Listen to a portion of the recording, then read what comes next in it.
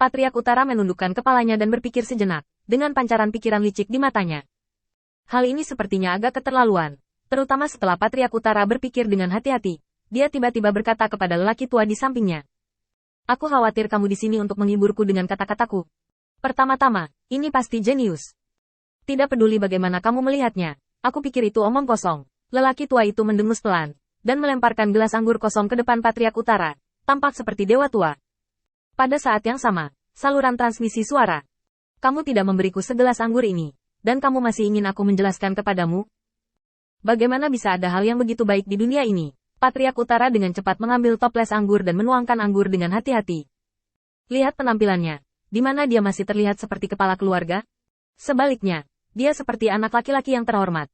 Setelah menuangkan anggur dan bersulang, lelaki tua itu menjelaskan melalui transmisi suara. Jenius ini pertama-tama harus jenius, dan kemudian berbagai penampilannya yang luar biasa. Dia bukan jenius. Bahkan jika dia berhasil, dia bukanlah jenius. Paling banter, dia disebut pekerja keras yang bodoh. Biar begini, berapa lama waktu yang kamu butuhkan untuk menembus alam? 3 bulan. Ini karena kamu jenius, dan kamu hanya punya waktu 3 bulan untuk menembus alam. Bisakah orang lain menembus alam di 3 bulan? Jelas ya, tetapi mereka tidak bisa melakukan apa-apa selain menerobos. Mereka telah menembus dalam 3 bulan.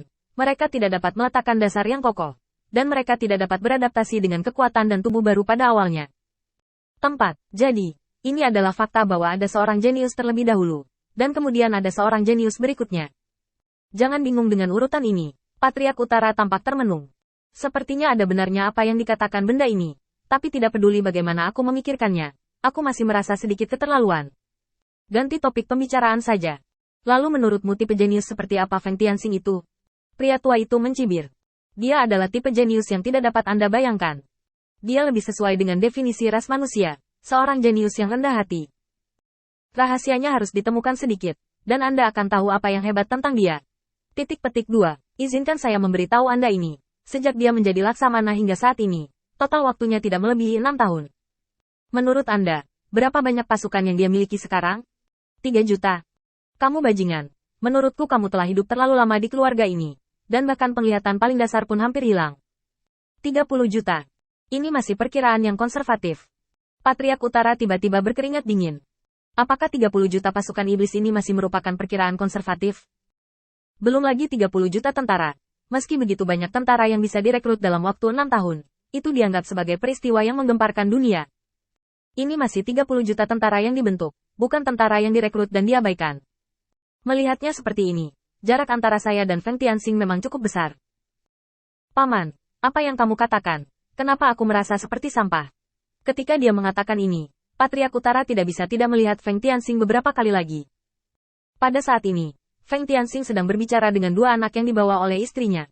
Melihat wajah menghindar Feng Tianxing, Patriark Utara merasa tidak berdaya.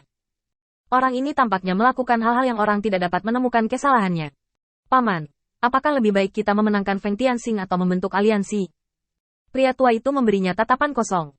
Mampu membentuk aliansi secara alami adalah cara terbaik untuk membentuk aliansi. Saya pergi ke alam bawah untuk melihat bahwa bawahannya sangat baik. Saya percaya bahwa dalam 1000 tahun, tidak, dalam 300 tahun, dia akan tumbuh menjadi raksasa yang akan membuat seluruh ras iblis gemetar.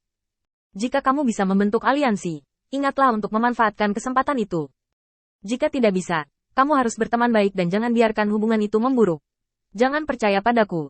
Izinkan aku memberitahumu sedikit. Feng Tianxing adalah metode latihan untuk menembus 4 alam kultivasi dari tubuh yang sempurna ke kondisi tubuh yang rusak. Kondisi transformasi kepompong, dan kondisi kelahiran kembali. Ukur berat benda ini. Meskipun saya sering mengatakan bahwa tidak ada orang jenius di luar keluarga iblis, itu karena mereka tidak memiliki metode latihan yang benar. Sekarang Anda harus menimbangnya dengan hati-hati. Kepala Patriark Utara tersentak. Metode latihan yang benar ini, serta metode untuk menembus batas, hampir dapat menunjukkan bahwa kekuatan bawahan Feng Tianxing akan meroket dengan kecepatan yang sangat cepat. 300 tahun sudah cukup. Dengan pasukan yang terdiri dari setidaknya 30 juta setan, itu cukup untuk memilih lebih dari 100 orang jenius. Mereka tidak perlu maha kuasa, mereka hanya perlu menjadi bagian yang baik, dan mereka dapat memainkan peran penting di bawah tangan Feng Tianxing. Yang mereka butuhkan sekarang adalah waktu. Minumlah dengan baik di sini. Aku akan pergi ke Feng Tianxing untuk menguji nada suaranya dan melihat apa yang dia pikirkan. Orang tua itu bangkit, dan datang ke Feng Tianxing dengan segelas anggur. menunggu sampai Feng Tianxing dan kedua junior itu selesai berbicara secara mendetail. Lalu menyela. Laksamana Feng datang untuk minum. Feng Tianxing bangkit dengan cepat, memegang gelas anggur dengan kedua tangan. Lansia menghargai wajah, dan junior secara alami tidak punya alasan untuk lalai. Lakukan dulu dan hormati itu. Setelah selesai berbicara, Feng Tianxing mengangkat kepalanya dan meminumnya.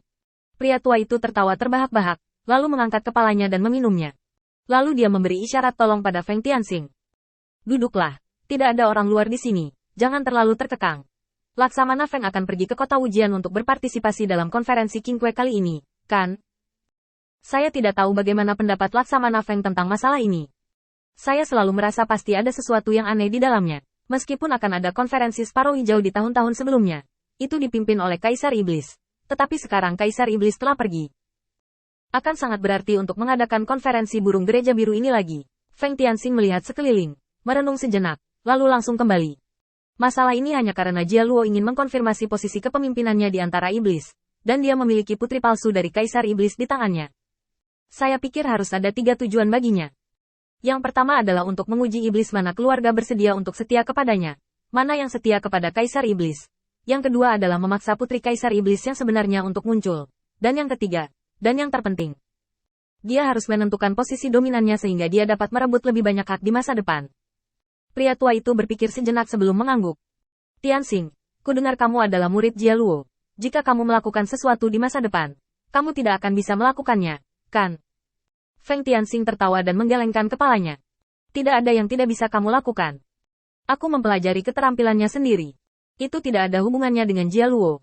Apa yang ingin dia ajarkan padaku adalah lingkaran sihir umat manusia. Hanya saja dia tidak menyangka bahwa aku sudah menyadari hal ini, menyeluruh. Jadi saya hanya berstatus master dan magang bersamanya, dan tidak ada realitas master dan magang. Dan saya mengetahuinya dengan sangat jelas ketika saya magang menjadi seorang guru. Jia Luo adalah pohon besar, dan tidak bergantung pada apapun. Ketika lelaki tua itu mendengar jawaban langsung Feng Tianxing, dia juga tertawa terbahak-bahak. Setelah tertawa, lelaki tua itu lebih memperhatikan Feng Tianxing di dalam hatinya. Dengan pemahaman yang begitu jelas tentang hubungan itu, jika saya tidak menyelidiki detailnya, saya benar-benar tidak dapat menghubungkannya dengan iblis yang berusia kurang dari 30 tahun.